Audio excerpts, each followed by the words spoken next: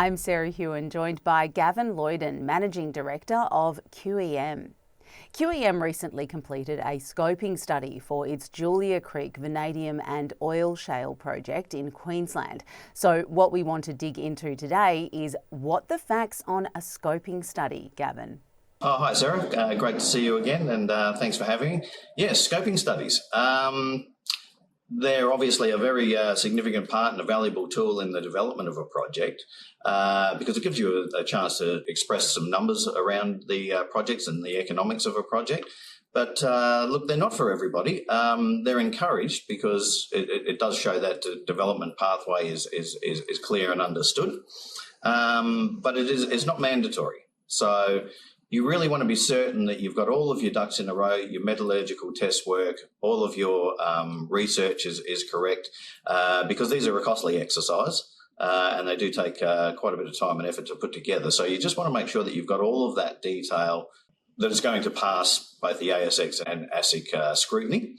And I think if you can do that, you're looking pretty good. But you do need to be mindful of the guidelines.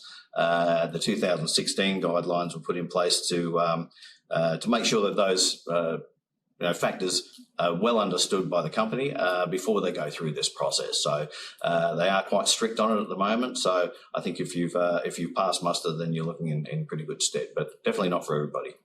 Is there a structure? Do they all look the same? What are they showing? No, not necessarily.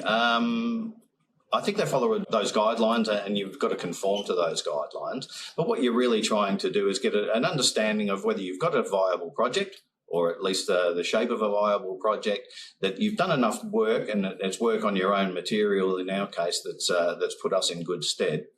And make sure that you've got all of that in a row before you actually make the approach, because there's a lot of them getting knocked back at the moment because they just don't have they won't stand up to the scrutiny of ASIC. Why should investors be interested in scoping studies, and how can they determine if it's a strong one? Well, I think if you've passed that muster, then you've got to probably consider that it is a strong one, but keep in mind that it is at the scoping study level. So these are not really investor-based determining factors, but they show progress, and they show that you've looked at your environmental, you've looked at your social environment, you've got good engagement with all of your stakeholders, and your numbers will stand up to scrutiny. But as a company, of course, it gives you the opportunity to get some of those figures out into the marketplace and let people know that you're making progress toward that, and you do have a project in front of you that you can expand on. And it's a stepping stone. So great to have that in the rearview mirror now, and then it's onto the more serious PFS work, the pre-feasibility work. Good to know. And returning to QEM specifically now, what does the company hope to see as the outcome as well as benefits of its scoping study? Sure. Well, of course, it does provide us with the confidence to move forward with the project, and we've got enough detail to do that. Some of the prerequisites for that scoping study, you need to have a minimum of 70% of your resource in the indicated category before you can move forward.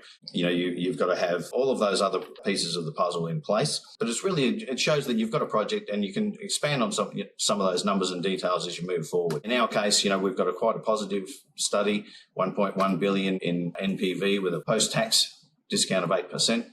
5-year payback, 16.3% IRR. It's in today's numbers, so we've factored in all of the latest increases in pricing on everything. So it's got all of those latest numbers in there, and it's a 30-year project that we've got here. So those numbers now stack up quite well. We've got 2 revenue streams. We've got the vanadium pentoxide that we're taken to a 99.9% purity for battery-grade electrolyte. And, of course, we've also got some oil shale, and we'll be turning that into transport fuel. The way we view it, it's only regionally significant for the amount of fuel that we'd produce and globally significant for the amount of vanadium we'd produce. So we're looking at about 10,500 tonnes of high-purity V2O5 per year and about 313 million litres of fuel. Sounds like a lot. It's just under 4% of Queensland's requirements for diesel. So it's weighted toward the vanadium outcomes, of course, but it's nice to have that second revenue driver on the side as well. You mentioned the pre-feasibility study usually follows the scoping study. How's yours coming along? Yeah, look, we're just entering that phase now. We're doing a bit of work with UQ and with Core Resources at the moment, just to flesh out some of the more technical aspects of the mineral characterisation and the flotation processes. And that will lead us into the pre-feasibility proper.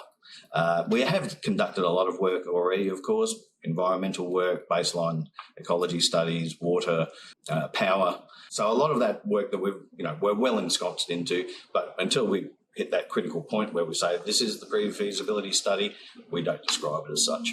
Of course. Great to know all that. Thank you so much, Gavin. Thanks for having me. Look forward to the next one.